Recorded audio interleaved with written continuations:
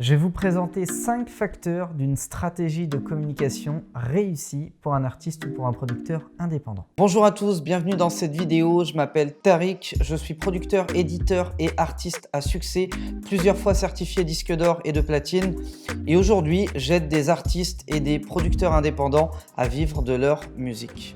Premier facteur d'une stratégie de communication qui va marcher, qui va littéralement tout péter sur son passage, c'est que celui qui est à l'origine de cette stratégie maîtrise sa cible. Donc le premier facteur, c'est la maîtrise de la cible. Ce qu'on appelle en termes marketing l'avatar, et je passe beaucoup de temps à vous détailler l'avatar dans la formation piste parce que c'est le point de départ, c'est juste la base. Imaginez être dans un bowling et faire une partie de bowling avec des amis, sauf que à chaque fois que vous prenez la boule, il y a un rideau qui tombe devant les quilles et vous ne voyez pas les quilles. Ou pire, imaginez avoir la boule de bowling entre les mains et qu'on vous mette un masque sur les yeux. Voilà.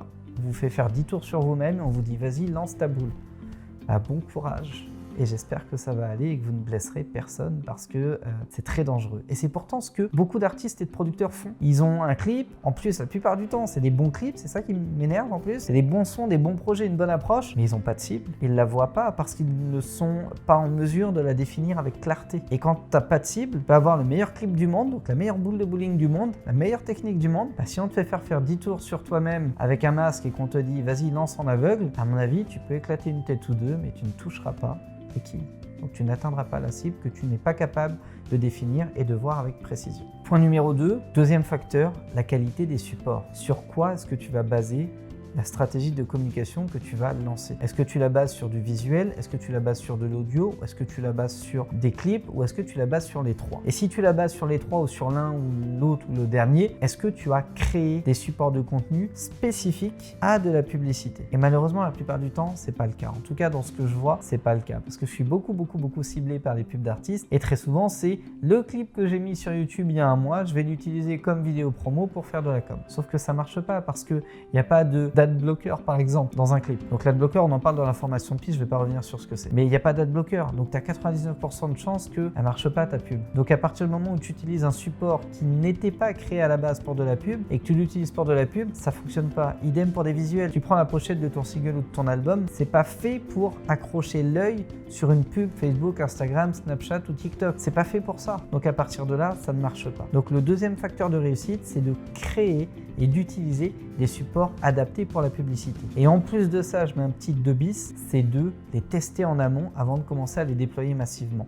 Laissez les régies pub utiliser leurs algorithmes pour vous dire, sur les 20 visuels que tu as créés, c'est ces 3-là qui t'apportent le plus de résultats, les autres ne servent à rien. Donc ne perdez pas votre argent à les utiliser parce que le marché vous a fait remonter que ça n'intéresse pas, c'est que ces 3-là qui marchent.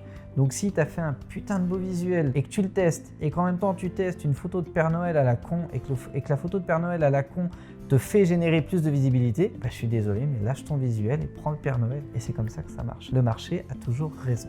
Facteur de réussite numéro 3, le copywriting. Plus tu vas être bon en copywriting, plus tu seras en mesure d'avoir des pubs qui vont surperformer, moins tu vas payer pour tes pubs et plus tu vas faire d'acquisition. Et alors ça marche pour la publicité, mais ça marche également et surtout pour la visibilité organique. C'est-à-dire que dès lors que tu vas développer de la promo ou que tu vas faire des posts ou que tu vas chercher à interagir avec ta communauté et que tu n'utilises pas les mots que cette communauté-là utilise, ça ne marchera pas. Littéralement, ça ne marchera pas. Quand tu vas dans un studio d'enregistrement, par exemple, tu vas entendre des gars te parler de string, de pop, de master, de saturation, de choses comme ça. Les mêmes mots, tu les utilises dans la vie courante, les gens te regardent bizarre. Les mêmes mots, tu les utilises avec un gars qui fait de la photo. Saturation, pour lui, il ne veut pas dire la même chose que saturation pour un ingé son. Etc., etc. La vie fait que chaque niche, chaque avatar, et on en revient à la cible, a son propre langage. Donc si dans ton copywriting, tu ne le connais pas et que tu ne l'utilises pas, ça marchera pas. Ça marchera pas. Si tu dis,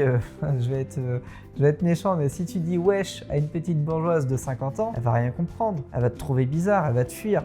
Pourtant, ce que tu as à lui vendre l'intéresse, ça peut lui plaire. Si elle est dans ta cible, pourquoi pas. Mais comme tu n'utilises pas le bon langage avec elle, ça ne matche pas. Mais littéralement, ça ne matche pas. Et il y a des mots qui marchent mieux. Par exemple, quand tu t'adresses, surtout pour la vente de produits dérivés, ça c'est une astuce que je donne dans la formation PIS, mais quand tu t'adresses pour la vente de produits dérivés à un public qui n'est pas très riche, qui roule pas sur l'or. Le fait de dire cliquez ici pour payer, c'est pas dérangeant. Par contre, dès que tu t'adresses à un public qui est un petit peu plus sophistiqué, le mot cliquez ici et payer ne marche plus. Il va falloir utiliser d'autres mots, notamment cliquez ici pour régler la commande et non plus pour la payer.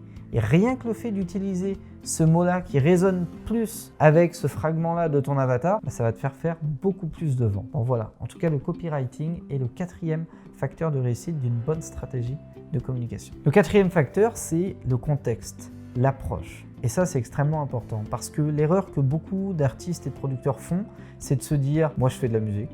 Voilà, je suis artiste, je suis producteur, je suis beatmaker, je suis tout ce que tu veux. Donc, je vais communiquer que sur ma musique. Et tu vois des comptes Instagram d'artistes où littéralement, les 50 derniers posts, c'est nouveau clip, nouveau teaser, nouveau single, nouvelle playlist, nouvelle date, nouvelle promo, nouvelle radio, nouvelle émission, nouveau podcast, etc., etc. Et ça saoule ton audience, ça saoule ton public, ça saoule ta fanbase. Justement, un fan, c'est par définition un fanatique. Il a besoin de plus que ce que tu proposes visuellement. Il a besoin de rentrer dans ta tête, de rentrer dans ta vie. C'est ça qui va l'intéresser. Donc dès lors que tu veux promouvoir de la musique sans parler de musique, il faut que tu l'inclues dans un contexte et notamment les habitudes de ton avatar, de ta cible. Si ta cible, c'est des gens qui dansent beaucoup, qui adorent danser, qui vont souvent en soirée danser, eh bien le fait d'utiliser la danse comme approche, comme nouveau contexte pour promouvoir ta musique, ça aura 1000 fois plus d'impact que juste dire nouveau clip les amis, allez l'écouter, allez le partager, etc. etc.